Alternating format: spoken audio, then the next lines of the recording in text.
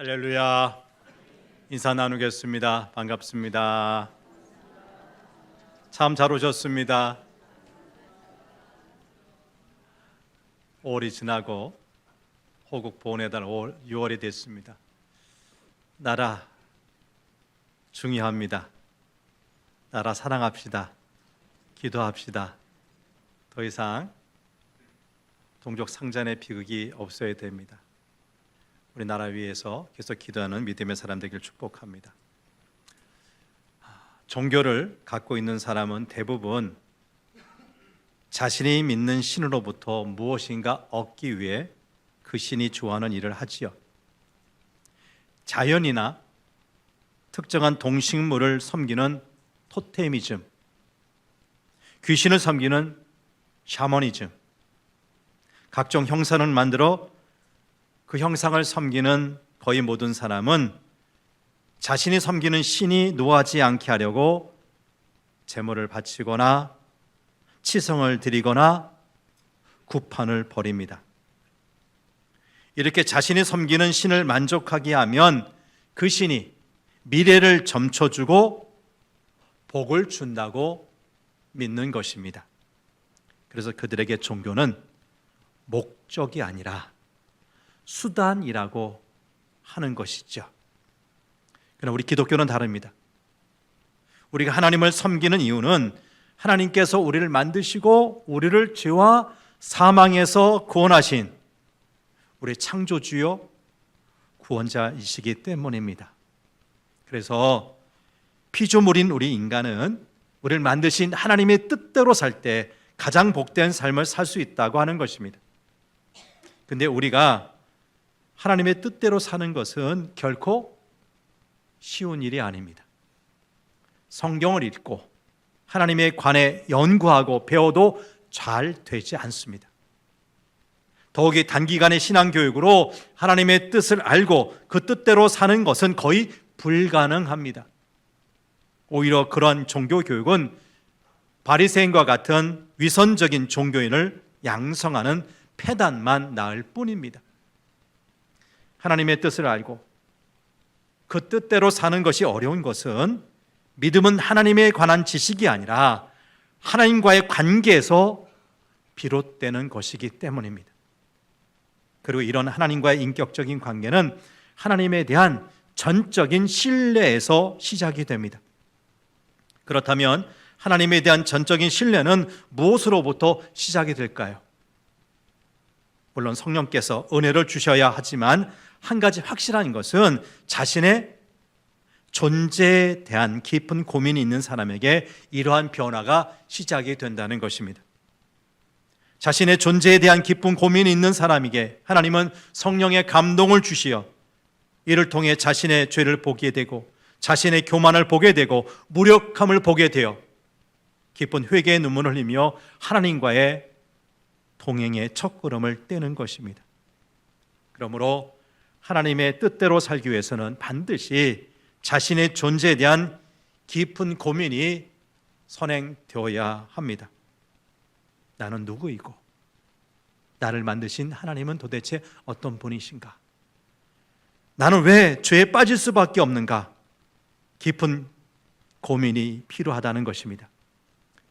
그러한 고민과 갈등 속에서 자신의 참 모습을 볼 때 그때부터 하나님을 만나 하나님에 대해서 조금씩 알아가게 되고 그 알미 먼저는 나를 변화시키고 그리고 나를 통해 다른 사람들에게 전달이 되고 이를 통해 세상이 복음으로 하나가 되기 시작하는 것입니다.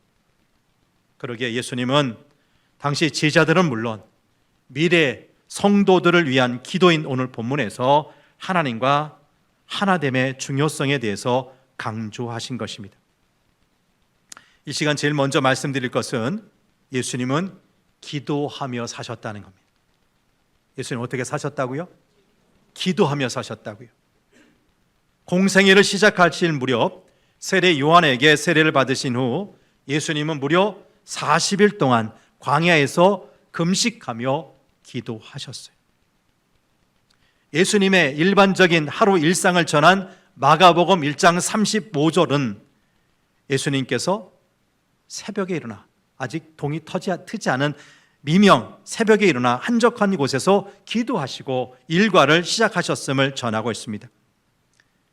이렇게 기도를 통해 하나님의 뜻을 구하고 하나님과 하나가 되신 예수님이 그의 공생의 마지막에 절박한 심정으로 기도하시는데, 그것의 하나는 겟세마네 동산의 기도요, 다른 하나는 오늘 본문의 기도입니다. 누가복음 22장 42절에 나오는 겟세마네 동산에서의 기도에는 십자가의 죽음을 앞둔 예수님의 고뇌가 아주 적나라하게 나타나 있습니다. 가능하다면 이 잔을, 곧 이 고난의 십자가를 짓지 않게 해달라는 간절한 기도가 있어요. 하지만 이 모든 것이 예수님의 바람이 아니라 아버지 하나님의 바람대로 되기를 원한다고 하셨어요. 결국 자신의 죽음까지 하나님의 계획 안에서 이루어지게 해달라는 기도였습니다. 이 겟세마네 동산에서의 기도와 다르게 오늘 본문이 들어있는 요한복음 17장은 예수님의 마지막 기도 내용을 훨씬 소상하게 전하고 있습니다. 요한복음 17장은 1절부터 26절까지 전체가 예수님의 마지막 기도입니다. 여러분, 만약 여러분이 이 세상을 떠날 날이 가까운 것을 알고 여러분 세계에 그 마지막 기도를 드린다면 도대체 어떻게, 무슨 내용의 기도를 드리시겠어요? 우리는 언제 어디서 어떻게 죽음을 맞을지 아무도 모르지요. 그러므로 유언을 남기듯이 내 생의 마지막을 생각하는 기도문을 미리 쓰는 습관을 갖는 것도 좋을 것 같습니다. 그렇지 않습니까? 가족 중에 누군가가 세상을 떠난다면 이 세상에 남아있는 나머지 가족들이 그가 손때 묻혀 기록한 것들, 손때가 묻어있는 것들을 정리할 순간이 올 것입니다. 그런데 그 유품 중에 그가 평소에 이 땅을 떠날 날을 준비하며 그 마음을 담아서 적어놓은 기도문이 나온다면 이 세상에 남아있는 가족들과 주변 사람들 어떤 마음이 들까요? 묘한 기분, 혹시 또 감동이 있지 않을까요? 근데 여러분, 예수님이 지금으로부터 2000년 전에 저와 여러분을 위해 기도하셨다면 믿어지십니까? 아마 잘 믿어지지 않을 것 같아요. 어떻게 예수님이 아직 세상에 태어나지도 않은 우리를 위해 기도하실 수가 있단 말입니까? 그런데 이 믿기지 않은 일이 실제 있었어요. 예수님은 분명히 우리를 위해서 하나님께 간절히 기도하셨어요. 그 증거가 바로 오늘 본문 말씀입니다. 자, 사도 요한은 요한복음에서 예수님이 대적자들에게 잡힌 다음 고난을 겪으시고 마침내 십자가에서 죽으시기 전 마지막으로 고별 설교를 하시고 고별 기도를 하셨음을 기록했어요. 오늘 본문 말씀은 예수님의 고별 기도 가운데 마지막 부분입니다. 그러니까 오늘 말씀은 예수님이 세상에 남기신 유언 가운데 마지막 말씀이요, 결론에 해당한다고 말씀을 드리는 거예요. 근데 오늘 본문은 어떻게 시작하고 있어요? 20절 말씀을 보실까요? 20절 같이요. 시작. 내가 비옵는 것은 이 사람들만 위함이 아니요 또 그들의 말로 말미암아 나를 믿는 사람들도 위함이니. 잘 보세요. 여기 이 사람들이란 예수님의 직계 제자들, 12제자들을 가리킬 겁니다. 그리고 그들의 말로 말미암아 나를 믿는 사람들이란 이 예수님의 12제자들의 제자들, 곧 사도시대 이후의 그리스도인들을 가리킵니다. 근데 사도시대 이후 그리스도인들이 도대체 누굽니까? 제자들의 증언을 듣고 예수님을 믿게 된 사람들이 아닙니까? 구체적으로 그게 누굽니까? 바로 저와 여러분, 우리들입니다. 아멘. 그러니까 예수님은 생의 마지막 가장 금쪽 같은 시간을 쪼개서 저와 여러분을 위해서 기도하신 거예요. 예수님이 돌아가시기 직전 나를 위해, 우리를 위해 눈을 들어 하늘을 우러러 하나님께 기도하셨다니, 이 얼마나 감격스럽고 놀라운 일입니까? 이렇게 예수님은 자기 제자들을 통해서 예수님을 믿게 된 사람들을 위해서 기도하셨습니다. 여러분 잘 생각해 보세요. 예수님은 이렇게 기도하시는 순간까지, 요한복음 17장에 이 기도하시는 순간까지 12 제자들 통해 예수님을 믿게 된 사람은 단 하나도 없어요. 단 한 명도 없다고요. 그렇지만 예수님은 앞으로 믿게 될 사람들을 위해 기도하신 거예요. 여러분, 우리를 위해서 기도하는 분이 있어요. 그분은 바로 하나님의 아들 예수님이십니다. 예수님은 십자가와 죽음을 앞둔 절박한 그 순간에도 우리를 생각하고 우리를 위해 기도하셨습니다. 우리를 위한 예수님의 기도는 지금도 계속 되고 있습니다. 로마서 8장 33, 34절 말씀을 읽어보지요. 시작.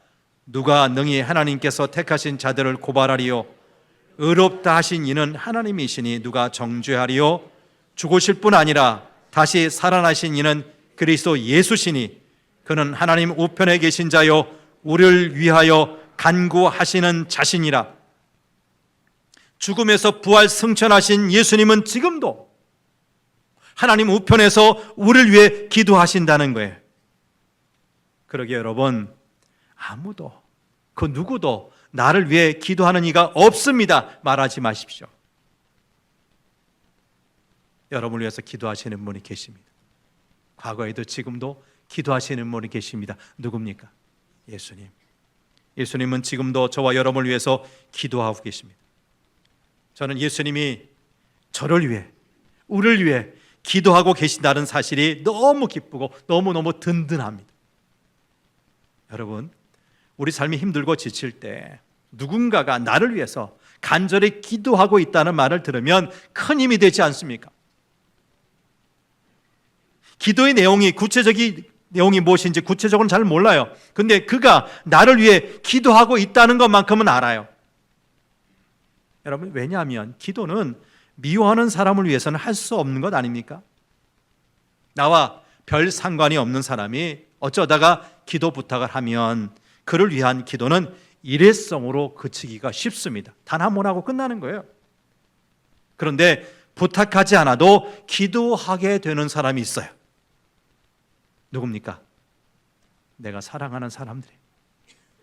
예를 들어서 자녀를 위한 기도가 그렇습니다. 여러분, 여러분의 자녀들, 제 아들이 아빠, 저를 위해 기도해 주세요 부탁하는 자녀들 몇이나 돼요? 여러분 자녀 가운데 그런 자녀 있어요? 대답 좀 해보세요. 있어요, 없어요? 거의 없어요. 저를 위해서 좀 기도해 주세요 부탁하면 참 좋을 것 같은데 그런 부탁 거의 들어본 적이 없어요. 그런데 그런 부탁이 없어도 여러분은 자녀를 위해서 기도하세요, 안 하세요? 하잖아요. 누군가를 향한 마음이 있고 사랑하면 기도하는 거예요. 예수님은 자신의 사랑하는 제자들을 위해 또 언젠가 자신을 믿게 될 그 사람들을 위해 두 가지를 기도하셨어요. 첫째, 그들의 구원을 위한 기도예요. 예수님의 기도를 보면 예수님의 믿음을 볼 수가 있습니다. 당시 예수님이 기도하셨던 순간은 십자가의 죽음을 눈앞에 둔 상황이에요. 그런데 3년 동안 함께했던 제자들은 모두 도망갈 거예요. 아직 이루어지지 않았지만 예수님이 아세요, 모르세요? 요것들 봐라. 베드로가 나를 부인하지 않겠다고? 다 주를 버려도 나는 버리지 않겠다고? 며칠 봐라. 어떻게 된다? 나를 부인하고 다 도망갈 것 예수님은 아셨다, 모르셨다? 다 아셨어요. 아셨어요. 그렇게 변변치 못한 제자들을 두고도 예수님에게는 그들을 향한 확신이 있었다는 거예요. 곧 그들을 통해 복음이 땅끝까지 이르리라고 믿으신 것입니다. 여러분, 예수님은 베드로와 야고보, 요한과도 같은 그의 제자들을 믿으신 것이 아니라 십자가의 능력, 복음의 능력을 믿으신 것입니다. 그 복음의 능력을 통해 예수님은 자신을 부인하거나 도망갔던 제자들이 다시 돌아올 것을, 다시 제자로 세워질 것을 믿으신 것입니다. 이렇게 우리의 구원을 위해, 제자들의 구원을 위해 기도하신 예수님은 다음으로 아주 중요한 기도를 하세요. 오늘 본문 21절에서 23절을 아주 쉬운 세번역 성경으로 읽어보겠습니다. 같이 읽지요. 시작. 아버지께서 내 안에 계시고 내가 아버지 안에 있는 것과 같이 그들도 하나가 되어서 우리 안에 있게 하여 주십시오.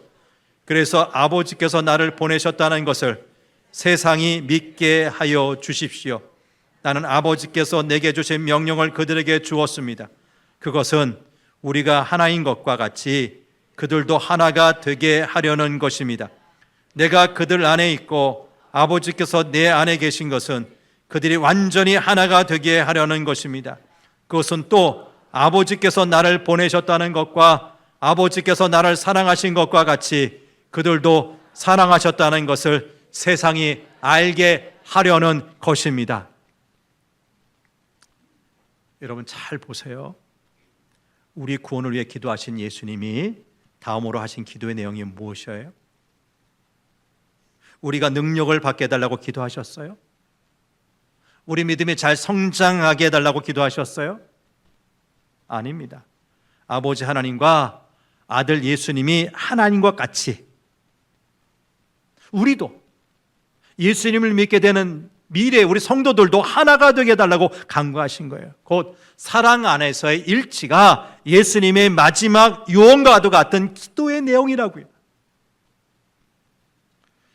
사람이 죽음 직전에 뒷일을 부탁하며 남기는 말인 유언은 다른 어떤 말보다 무게가 있죠. 누구나 죽음을 앞에 두고는 거짓이 없는 참된 마음을 전하기 때문입니다. 따라서 우리는 다른 말은 몰라도 유언만은 지키려고 노력하지요. 그 유명한 청개구리도 어머니가 남긴 유언은 지켰다 안 지켰다? 지켰다는 건 아닙니까? 근데 지금 우리는 어떻습니까? 십자가를 앞에 두고 예수님이 마지막으로 남기신 그 유언을 성실히 따르고 있습니까? 예수님의 유언대로 우리는 지금 하나가 되어 있습니까? 사진을 보여주세요. 마크 트웨인이라고 하는 미국의 유명한 작가가 이런 말을 했습니다. 개와 고양이를 한 우리 안에 넣어 보았다. 개와 고양이를 한 우리 안에 넣었답니다. 뜻밖에도 그들은 기대를 뛰어넘어서 잘 지내는 모습을 보여주었다. 이번에는 새와 돼지와 염소를 한 우리 안에 집어넣어 보았다. 그들에게 적응하는 시간이 필요했지만 마침내 그들도 더불어 잘 어울릴 수가 있었다. 마지막으로 장로교인과 감리교인과 침례교인을 한 우리 안에 집어넣어 보았다. 그들은 결코 잘 지낼 수가 없었다. 이 이야기는 마크 트웨인이 지어낸 이야기지만 우리 현실을 날카롭게 풍자하는 내용의 글이 아닐까 싶습니다. 조금 과장해서 말하자면 초대교회부터 숱한 종파가 등장하면서 마치 세포가 분열하듯이 교회는 이리 찢기고 저리 갈라졌습니다. 고린도전서 1장 10절에서 사도 바울은 분열의 위기에 있던 고린도 교회를 향해서 이렇게 호소합니다. 시작. 형제들아, 내가 우리 주 예수 그리스도의 이름으로 너희를 권하노니 모두가 같은 말을 하고 너희 가운데 분쟁이 없이 같은 마음과 같은 뜻으로 온전히 합하라. 항상 겉으로 드러난 교회 분열의 명분은 하나님의 뜻이요, 성경 말씀을 근거로 자기가 정통이라고 주장을 하지만 지금 와서 지난 역사를 돌아보면 진짜 분열의 요인은 우리 인간의 부족함 때문이 아니었나 싶어요. 에베소서 4장 5절 6절은 주도 한 분이시요 믿음도 하나요 세례도 하나요 하나님도 한 분이시라고 말씀하지만 주님을 믿는 그리스도인은 하나이지 못했어요. 그래서 우리는 교회에서 위로를 받고 격려를 받을 때도 있지만 실망을 느낄 때도 있는 것입니다. 여러분, 왜 교회는 하나가 되려는 예수님의 유언을 받들지 못하고 자꾸만 갈라지고 찢어집니까? 그 이유는 간단합니다. 분열의 이유는 언제나 내 탓이 아니라 내 탓입니다. 내 잘못이 아니라 너의 잘못입니다. 물론 일리가 없지 않습니다. 유대교가 기독교를 배척하였기에 할 수 없이 유대교의 한 분파였던 기독교가 갈라져 나왔습니다. 중세 로마 카톨릭이 개신교를 이단시하였기에 종교개혁을 명분으로 개신교가 독립했습니다. 이후 개신교에는 성공회, 루터교, 장로교, 감리교, 성결교, 침례교, 오순절교, 수많은 교파로 갈라졌습니다. 그 분열의 이유는 내 교리는 옳고 내 교리는 그르기 때문이었습니다. 쉽게 말해 나는 맞고 너는 틀리기 때문이었습니다. 근데 여러분, 누구의 관점에서 맞고 누구의 관점에서 틀린 것입니까? 그것이 하나님의 관점입니까? 아니면 사람의 관점입니까? 진짜 하나님께서 판결하셨습니까? 아니면 인간들이 하나님께서 판결하셨다고 우기는 것입니까? 정말로 내 잘못은 하나도 없고 남만 잘못했습니까? 아니면 남도 잘못했지만 나 역시 잘못했습니까? 하나가 되게 하소서라는 예수님 간절한 유언 기도 앞에서 우리는 스스로의 모습을 정직하게 성찰할 수 있어야 합니다. 만약 우리가 하나님 앞에서 정직할 수 있다면 현재 분열은 극복하고 하나 되는 길을 찾을 수가 있을 거예요. 여러분, 어떻게 우리는 하나가 될 수 있을까요? 다음 사진 하나 보여주시죠. 과거 미국이 한창 남북 전쟁을 치를 때에 지금 미국의 수도인 워싱턴시를 흐르는 포토맥이라는 강을 사이에 두고 북군과 남군이 대치한 적이 있었습니다. 이제 날이 밝아 아침이 되면 분명 큰 전투가 벌어지게 될 것이고, 그렇게 되면 수많은 군인들이 죽게 될 그런 밤이었습니다. 달빛이 고요히 흐르는 조용한 시간에 수많은 군인들 내일 벌어질 전투를 생각하며 불안에 떨면서 긴 밤을 하얗게 지새웠습니다. 남쪽에 있는 군인이 군가를 부르면 북쪽에 있는 군인이 다른 군가를 불렀어요. 북군이 애국가를 부르면 남군은 자기네 애국가를 불렀어요. 그러던 중에 어느 군인이 즐거운 나의 집, 홈 스위트 홈이라는 노래를 부르기 시작합니다. 즐거운 곳에서는 날 오라 하여도 내 쉴 곳은 작은 집, 내 집 뿌리리. 내 나라 내 기쁨, 길이 쉴 곳도 꽃피고 세우는 집, 내 집뿐이리. 아시죠? 여러분이 잘 아시는 이 노래를 어느 군인이 조용하게 부르니 옆에 있던 군인도 따라 부르기 시작했어요. 그리고 그 노래소리가 점점 커지더니 드디어 강 건너편에서 같은 노래소리가 들리기 시작합니다. 적군도 그 노래를 따라 부르기 시작한 것입니다. 이제 이 포토맥 강 양쪽이 같은 노래로 가득 찼습니다. 그들은 노래를 눈물 흘리면서 계속 이 노래를 불렀습니다. 그리고 더 이상 다음 날 전투는 없었답니다. 왜 그랬을까요? 처음으로 근본으로 돌아갔기 때문입니다. 우린 왜 싸워야 하는가? 즐거운 곳에서 나를 오라고 하는데 나는 왜 여기서 이렇게 형제를 향해 총을 겨누고 방아쇠를 당겨야 하는가? 생각을 했던 것입니다. 그렇습니다. 근본으로 돌아가면 우리는 모두 하나라는 사실을 깨닫게 됩니다. 이것을 깨달으면 싸움과 분열을 멈출 수가 있습니다. 여러분, 교회 분열과 성도들의 갈등을 멈추는 방법도 똑같습니다. 근본으로 돌아가면 됩니다. 여러분, 우리 기독교의 근본으로 돌아가면 누가 있습니까? 예수님이 계시잖아요. 예수님의 십자가가 있잖아요. 우리의 주님 되신 예수님은 우리를 위해 십자가에 달려 돌아가셨습니다. 근데 여러분, 나만을 위해, 우리만을 위해 십자가에서 돌아가신 겁니까? 아니잖아요. 우리가 이해하지 못하거나 심지어는 우리가 싫어하고 미워하는 다른 사람을 위해서도 예수님은 십자가를 지신 겁니다. 하나님은 죄인이던 저를 용납하고 받아들이셨듯이 다른 사람들도 용납하고 자녀로 받아들이셨어요. 제가 자격이 있어서 그렇게 하신 것이 아니고 제가 잘나거나 흠이 없어서 그렇게 하신 것이 아닙니다. 저는 턱없이 부족하고 허물과 죄가 많은 사람이지만 제 죄를 묻지 않으시고 제 허물을 따지지 않으시고 무조건 크신 사랑으로 저를 품어 주셨습니다. 마찬가지로 제가 이해하지 못하고 때로는 싫어하고 미워하기까지 하는 사람들도 똑같이 그렇게 하셨습니다. 그런 사람들을 우리가 어떻게 정죄하고 배척할 수가 있습니까? 하나님께서 용서하고 용납하셨는데 우리가 무슨 자격으로 그들 정죄하고 배척할 수 있냐고요? 하나님의 그 크신 사랑을 받은 우리가 감히 어떻게 그들을 사랑하지 않을 수가 있습니까?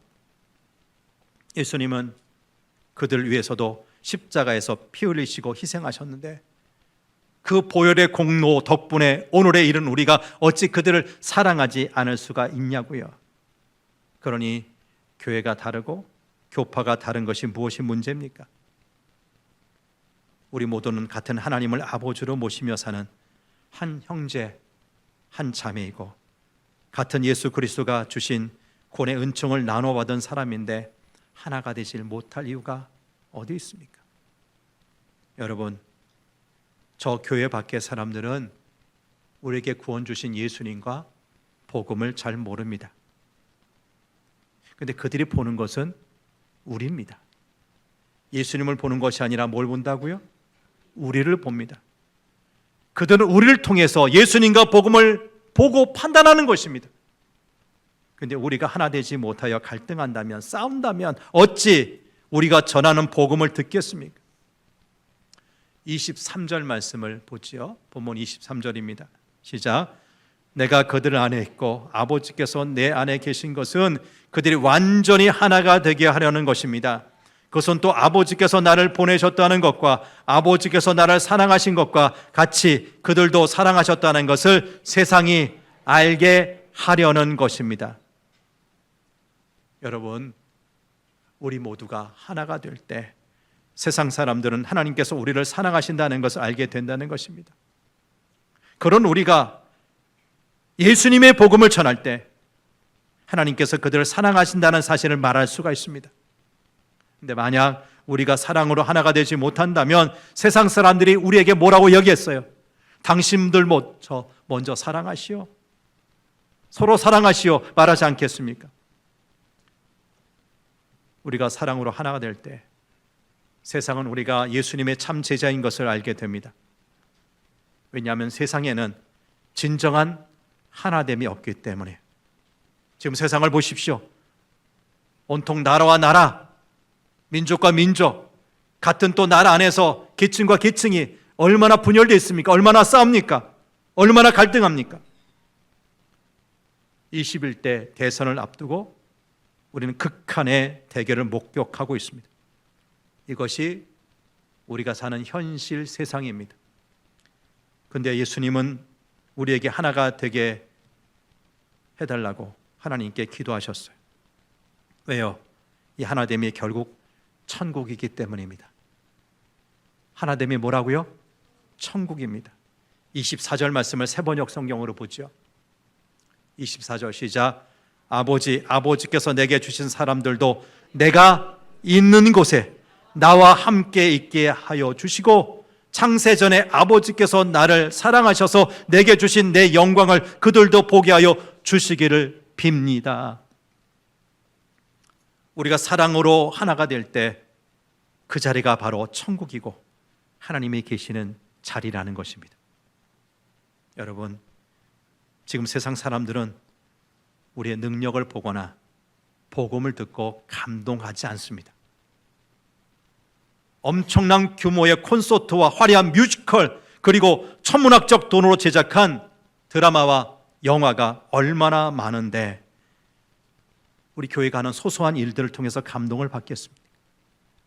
그러나 우리가 진정으로 사랑하고 하나가 되면 세상 사람들은 감동합니다. 왜요? 물질 문명이 발달하고 돈이 넘치는 세상이 있지만 서로 사랑으로 용납하고 하나가 되는 것을 보지 못했기 때문입니다. 근데 그것을 우리 교회를 통해서 본다면 어떻게 된다고요? 감동하지 않겠냐는 거예요. 근데 예수님은 돌아가시기 전 마지막으로 우리의 하나됨을 위해서 기도하셨어요. 예수님이 기도하신 것 반드시 이루어질 것입니다. 성취될 것입니다. 이제 예수님의 죽음으로 구원받은 우리의 사명은 그 하나님의 사랑의 하나님, 구원의 예수님을 세상에 전하는 것입니다. 이를 위해서 사랑으로 하나됨을 위해 힘쓰는 교회를 세우고, 먼저는 우리 하나님과 하나됨, 말씀과 일치된 신행 일체의 삶, 그리고 우리 성도들이 하나 되는 삶을 추구하고 살아갑시다. 우리를 하나됨으로 이끄시는 성령의 은혜를 온전히 의지하고 하나됨의 사명을 주신 주님의 말씀에 순종할 때 우리는 비로소 이 땅에 하나님의 사랑과 영광을 드러내는 복된 성도가 될 줄 믿습니다. 그 삶을 기쁨으로 감사함으로 감당하는 우리 교우들 되시기를 축복합니다. 하나님 아버지, 역사 이래로 지금만큼 잘 살 때가 없었습니다. 정말 먹는 것 걱정하지 않고 삽니다. 아니, 너무 많이 먹어서 온갖 성인병이 걸릴 지경입니다. 우리가 보고 누리는 문명에 이기는 우리 부모님 시대에는 상상도 못할 것들이었습니다. 근데 이런 좋은 세상 사는데 우리 마음에는 기쁨이 없습니다. 평화가 없습니다. 늘 갈등과 대결 속에서 치열하게 삽니다. 무엇이 문제입니까? 하나님, 하나 되기를 원한다는 우리 주님의 기도를 이해하게 하여 주옵소서.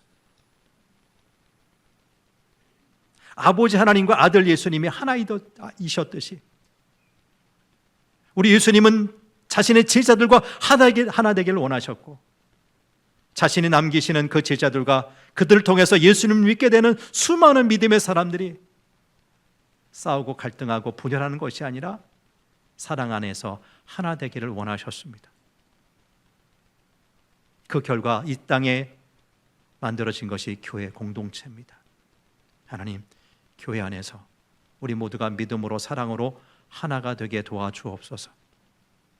우리가 하나 되지 못한 채 세상에 내놓을 메시지는 없습니다. 우리 스스로 하나 되지 못해 미워하고 갈등하고 싸우는데 어떻게 세상을 향해서 싸움을 멈추라고, 화해하고 하나가 되라고, 화목하라고 전할 수가 있겠습니까? 하나님 도우셔서 여러 가지 이유 때문에 갈등하는 이 사회에 복음의 핵심인 화평을 전하기 위해서라도 우리가 먼저 하나가 되게 도와주옵소서. 그럴 때 우리가 사회를 향해서 외치는 우리의 메시지에 힘이 실 줄 믿습니다. 영향력이 있게 될 줄 믿습니다. 그렇게 살고 그렇게 전하는 우리 모든 성도들 되게 도와주옵소서. 교회를 하나로 부르시는 우리 주 예수 그리스도의 이름으로 기도합니다. 아멘.